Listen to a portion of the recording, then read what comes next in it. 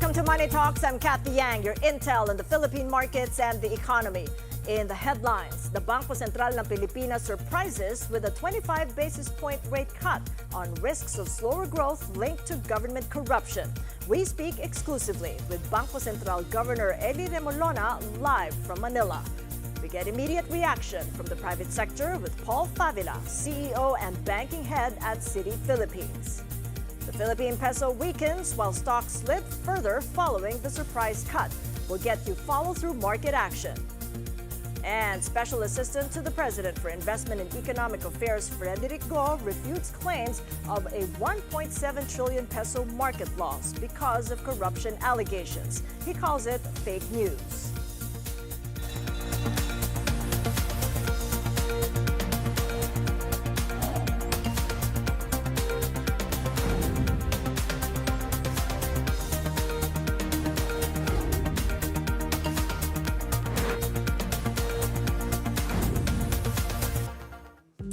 The Bangko Sentral ng Pilipinas has surprised markets with a 25 basis point rate cut amid a weakening economic outlook. The target reverse repurchase rate now stands at 4.75%, marking the fourth consecutive meeting the key rate was lowered.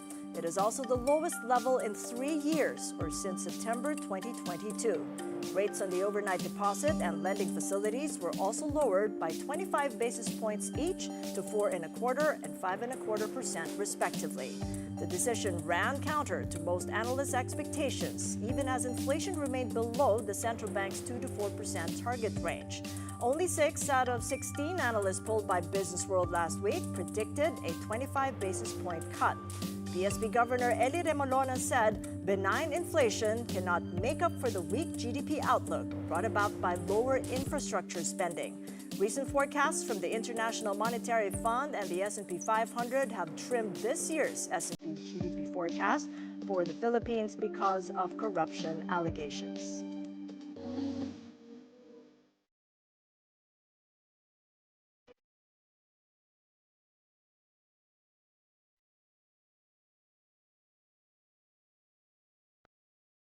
And with us now for more live from the Bangko Sentral ng Pilipinas headquarters in Manila, Governor Eli Remolona Jr.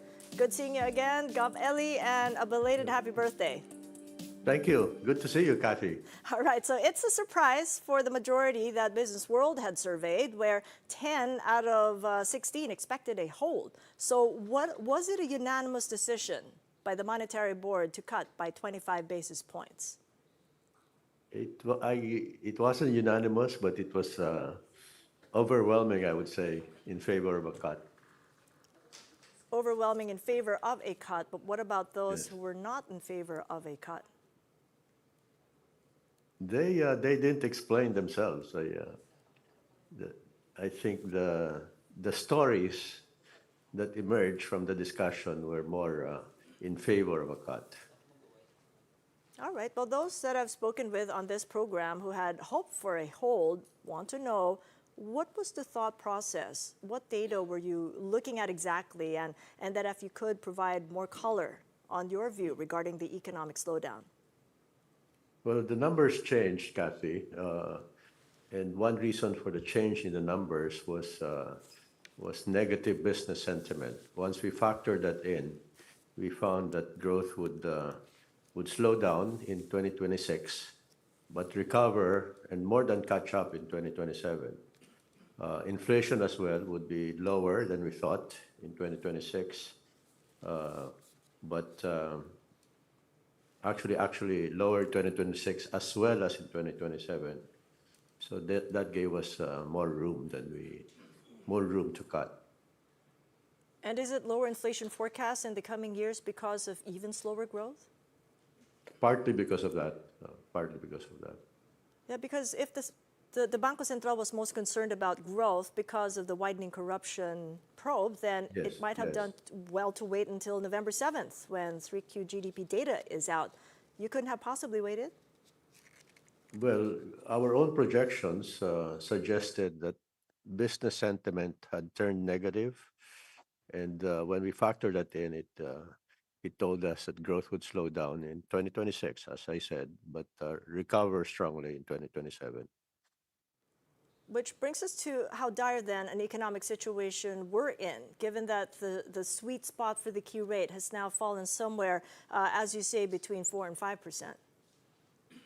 But the sweet spot issue is a different issue from the sentiment issue. It's we have better numbers now. We have a better model for doing it with the help of MIT actually, and now we think it's not really close to 5%. It's maybe closer to 4% in nominal terms. Okay, but when you So talk that about, that yeah. that factored into the decision as well. How about the transmission of the negative business sentiment, as you mentioned, to the sweet spot? Is that a matter of time before that happens? Have you factored that into the MIT forecasts? No, we've done it separately. The MIT numbers were done before the flood control scandal. So it would have factored into a rate cut somewhat, but the scandal and the business sentiment associated with it, I think, made it clearer that we needed a rate cut. Could it have factored in a 50 basis point cut instead of 25? No, it wasn't. No, it wasn't that dire. Okay, but you talked about the output gap, and that's one thing that you've mentioned, that the estimates Yes, on the output yes, gap yeah. need to be recalibrated because it's wider than you thought, and that your Yes. Goldilocks rate suggests that you have more room to move. Yes, it could. So So how the much? Goldilocks rate, yeah, Yeah. Goldilocks rate could be lower than we thought. There's some uncertainty about the numbers.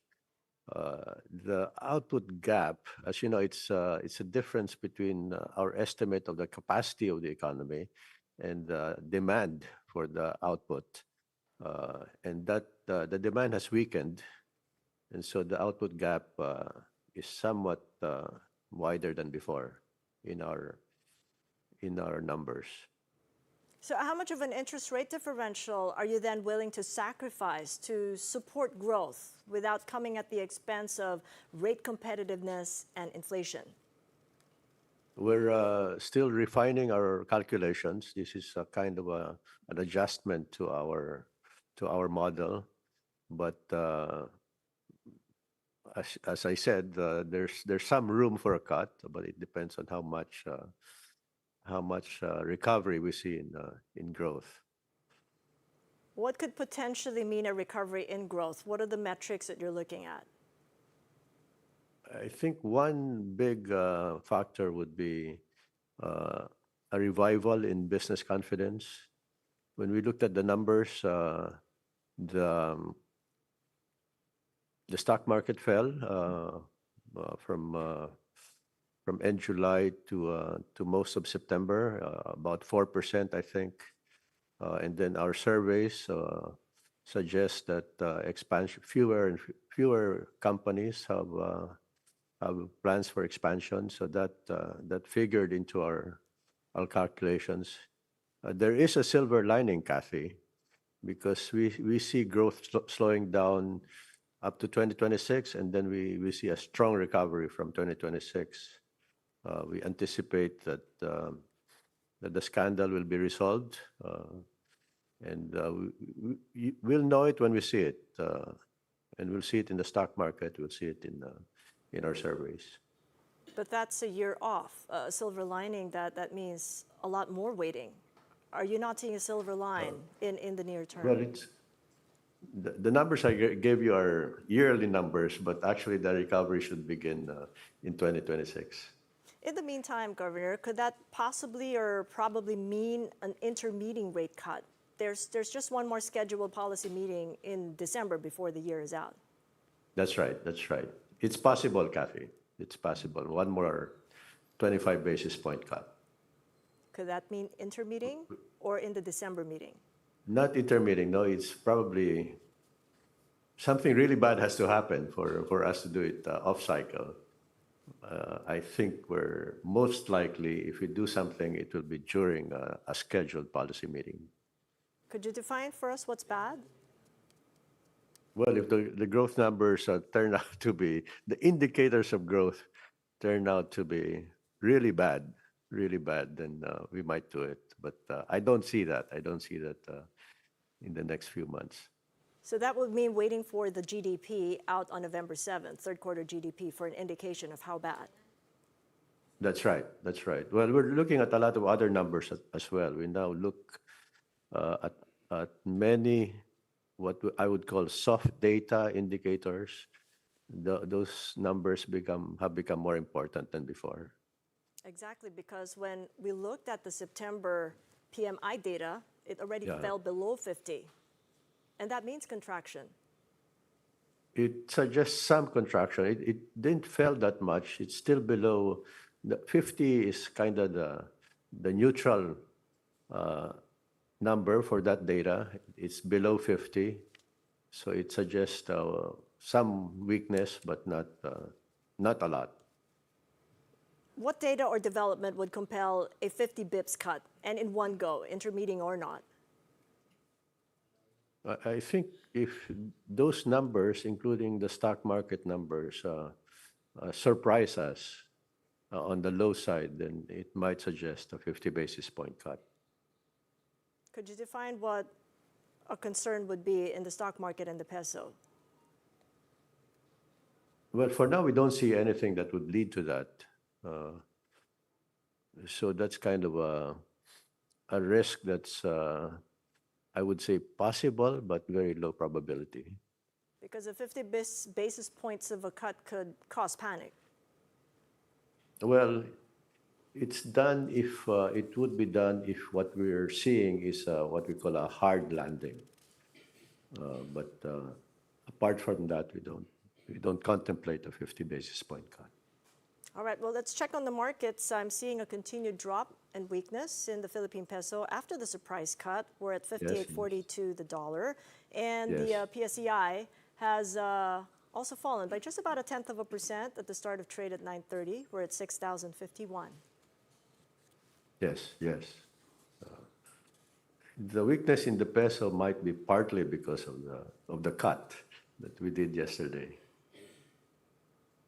It is, but you did mention as well that new to your model is the importance of issues relating to government infrastructure spending. And given that the president has suspended several government flood control projects for the year and canceled all the new flood control projects next year, what impact do you think might that have on the government's GDP forecast for the year and next? It's a reduction in government spending, so that does have some effect on growth.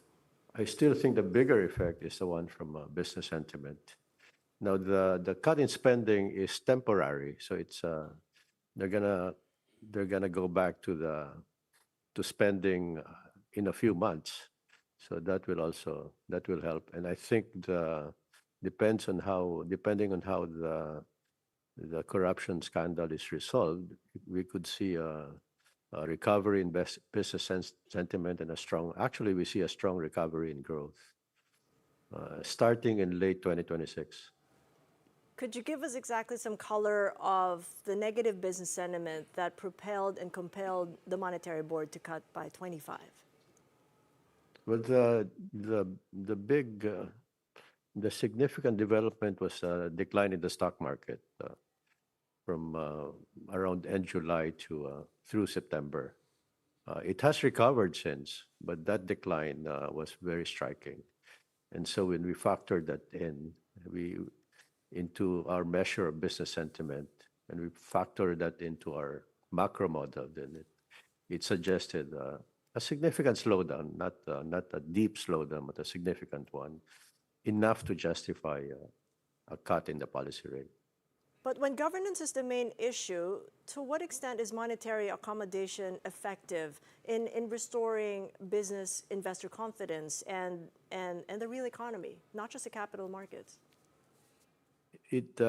As you know, Cathy, our tools are demand-side tools, and to the extent that business sentiment affects demand, then a cut makes a difference.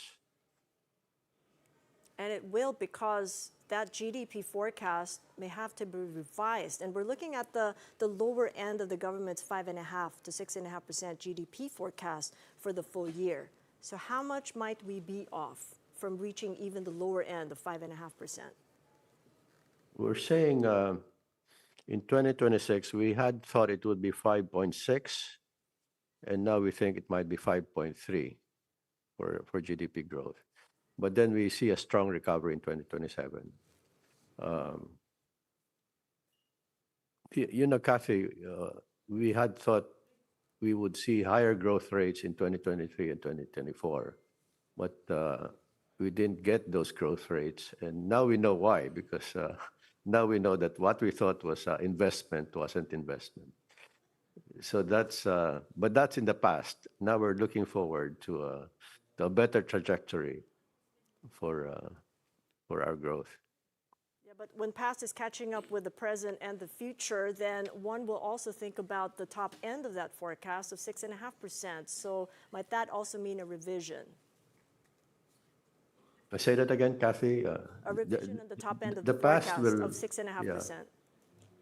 We're saying 6.3 in 2027, but the past, as you can see, is extending itself up to the early part of 2026. As for the peso, you did say that you will defend the peso if the depreciation is so sharp and so large that it will become inflationary. So Yes, how yes. then would a sharp depreciation look like? We're not looking at depreciations from one day to the next. We're looking at what we call streaks of peso weakness that may take place over several weeks. And we have seen such streaks in the past. And when those streaks happened, it it clearly led to some inflation pressure. So Did, that's what we worry about. did you intervene in those moments of streaks? Yes, yes, we have a playbook for those episodes. How much of an intervention were we talking about in those consecutive days of decline in the peso? Well, enough to dampen the streak. I don't think we can prevent the peso from depreciating entirely, but we can slow down the depreciation. Do you have a ceiling for the depreciation that would be a We don't, cause for concern? we don't have a ceiling, Kathy. We don't have a target. As Anti-Money Laundering Council Chair, you have secured your fifth freeze order on October 8th. Now, that is part of the ongoing investigation into the Yes, anomalous yes, flood control yes, projects. The yes, total is already at 4.4 billion pesos. So how much more yes. can we expect?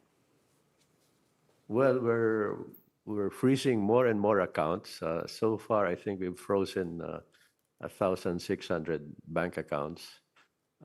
We're continuing to look, and the work continues. There will be more accounts. We will make more announcements about more accounts that are frozen.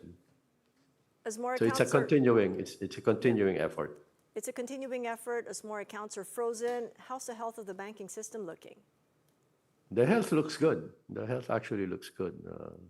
We still have a lot of capital in the banks. We still have a lot of liquidity in the banks. There's no sign of or no risk of an imminent crisis in the banking system.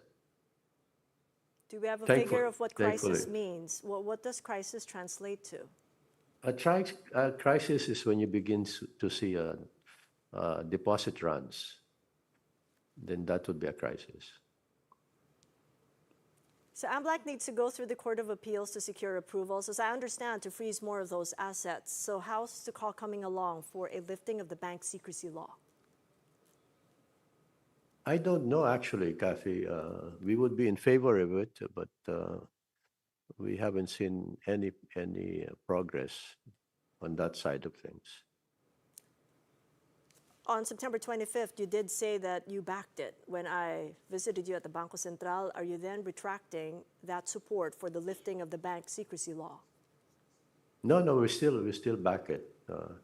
The reason it matters is because when we try to freeze an account, there's a long process of having to go to the Court of Appeals, and then if you're delayed in freezing an account by a few days, and some of the money would have left by then, by the time you get the order.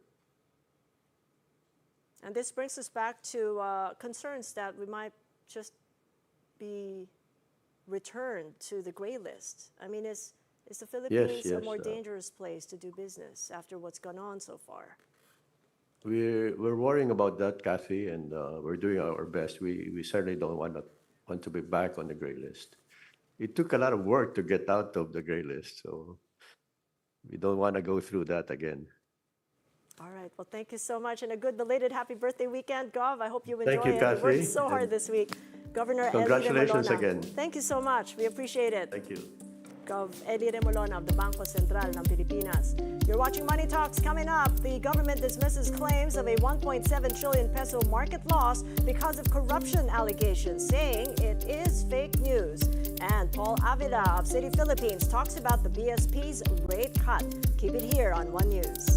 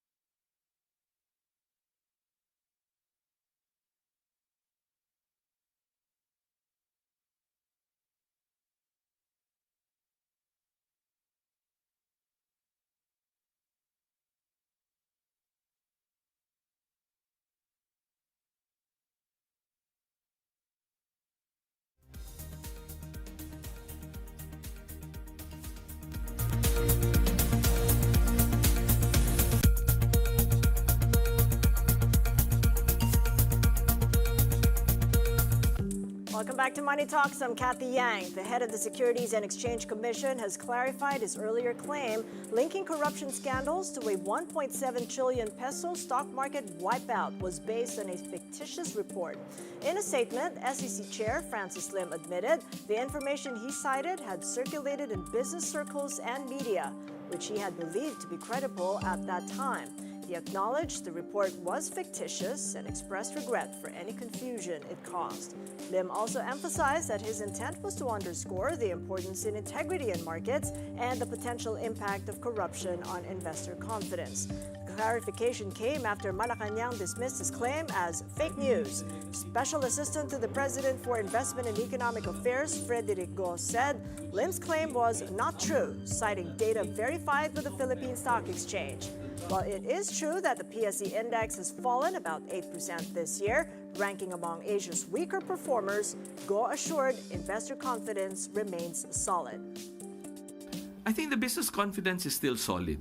I think you can see that from multiple sources of information. No?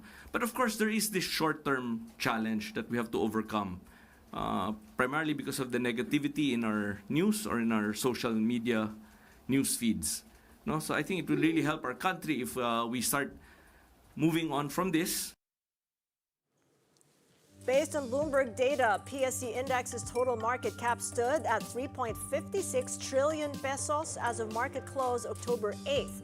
It was at 3.67 trillion at the beginning of August. So that means around 100 billion pesos of a decrease in the index market cap for the period, says Alfred Garcia of AP Securities. And U.S. markets took a breather Thursday as uncertainties over the government shutdown persisted. The Dow dropped 200 points to close lower by 0.5%. S&P 500 slid by over 1/4%, and the Nasdaq tumbled by 0.1%.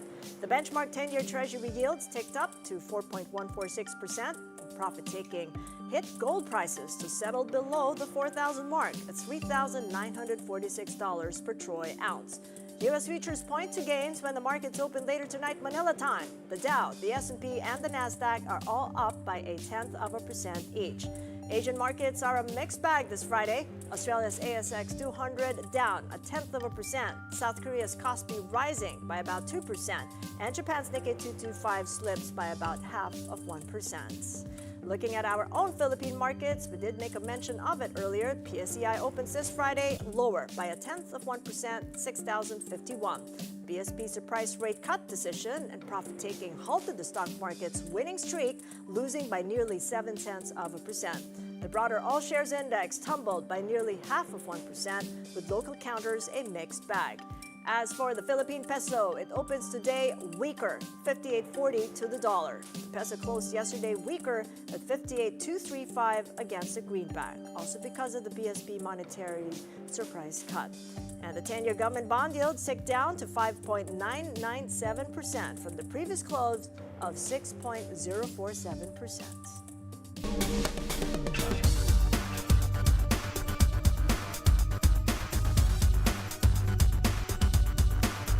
Get immediate reaction in our conversation with Governor Remolona moments ago and speak with Paul Favila, the CEO and banking head at Citi Philippines. Good to see you again, Paul. Welcome back to the program.